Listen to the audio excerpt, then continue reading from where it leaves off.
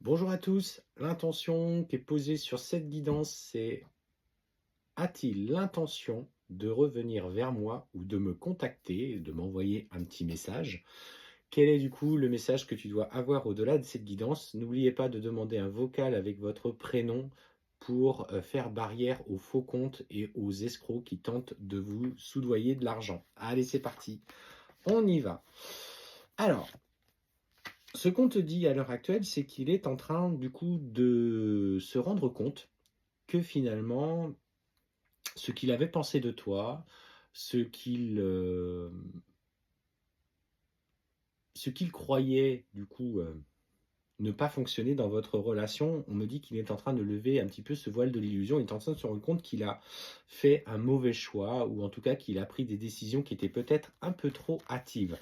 Donc en fait, on voit bien un processus du coup de changement qui est en train de s'opérer en lui. Et finalement, il se dit que, qu'effectivement, il n'aurait peut-être pas dû agir de la sorte avec toi. Et on te parle, tu vois, cette carte, je te la présente, parce que ça revient clairement en écho avec euh, la question qui était posée au départ. Euh, Ce qu'on ressent, c'est qu'il va tenter de te communiquer. Alors, pour le coup, je le ressens un peu avec maladresse. Il y a encore beaucoup d'émotions dans ces messages qu'il va t'adresser. Je le sens fébrile, je le sens sur la réserve, peut-être un peu stressé d'ailleurs, pour le coup, c'est vraiment ce que je ressens. Mais comme il ne peut pas t'oublier, on sent vraiment qu'il est en train du coup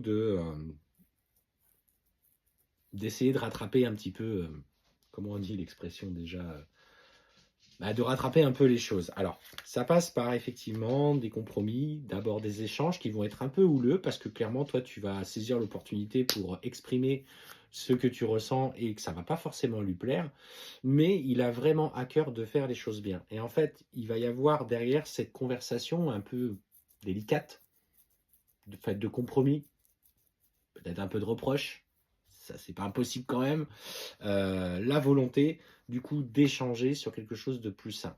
On me dit que derrière cette volonté d'agir, il veut vraiment réengager en tout cas la communication avec toi parce qu'il pense à toi, il ne peut pas t'oublier, il est poussé à le faire. Et notamment, ce qu'on te dit, c'est que il y a une tierce personne qui est là, qui est présente autour de lui. Alors, moi, ce que je ressens, c'est comme s'il y avait une tierce personne de son entourage. Pour le coup, c'est pas forcément une relation, mais de son entourage un peu qui avait agi contre votre relation. Pour moi, il s'était plaint auprès de cette personne. Alors, ça peut être un membre de sa famille, ça peut être des amis, etc. Il s'était plaint et on lui avait dit, bah écoute, ce serait bien que tu t'éloignes, vous devez vous séparer, tu vois bien que cette relation ne marche plus. Tu vois, ce genre de propos. Et en fait, aujourd'hui, il se rend compte qu'il aurait peut-être dû moins l'écouter et plus s'écouter. Et effectivement, ce qu'on te dit, c'est qu'il va justement aller dans ce sens-là où il va te dire, j'ai peut-être été un peu influencé par cette personne et je te demande pardon. En fait, je te demande pardon dans ce qui s'est passé et j'ai pas fait, je t'ai pas écouté, j'ai pas voulu t'entendre, j'ai pas laissé l'opportunité aussi de t'expliquer parce que voilà, on sent que il a à cœur pour l'instant de revenir à quelque chose de plus sain avec toi. Je ne parle pas forcément de retour physique dans une relation. En tout cas, les échanges vont pouvoir s'équilibrer et on sent que toi, tu vas trouver un petit peu cette paix au-delà de ce qui se passe. Tu vas te dire, ok, il s'est excusé, donc toi, tu vas pouvoir lâcher prise sur ce qui s'est passé parce que tu ne comprenais pas pourquoi il avait agi de la sorte. Et ce qu'on voit, c'est qu'il va commencer, du coup, après, une fois que tu vas t'apaiser, à reprendre une communication un peu plus coquine. Un peu plus osé, quoi. Et voilà, à toi de voir si toi, à ce moment-là, tu te sens prête à aller vers ça ou pas. Je te mets en garde pour pas reproduire les vieux schémas, en tout cas de la relation. On te dit que toi, tu as besoin de temps pour qu'aujourd'hui, il apporte de vraies preuves sur ce qu'il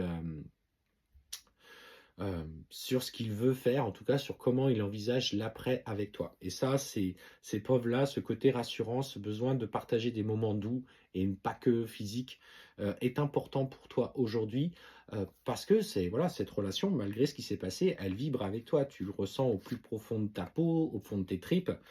Et on te dit que la clé, c'est de dépasser un petit peu ces comportements de basse vibration. Je ne vais pas dire que c'est négatif, mais des comportements un peu moins sacrés. Si après tu es en accord avec ça, c'est ton droit, c'est ton choix. Mais fais attention quand même parce qu'il doit traverser d'abord une période personnelle où il doit se remettre en question aussi dans ses choix et dans ce qu'il a envie dans la matière. Et ça ne doit pas passer par juste revenir pour de temps en temps partager un doux moment et en fait, puis finalement repartir pendant une semaine où il y aura un peu moins de communication. Ça ne serait pas respectueux à ton égard, pour toi, pour ton corps, pour, voilà, pour tout ce que tu as envie de faire.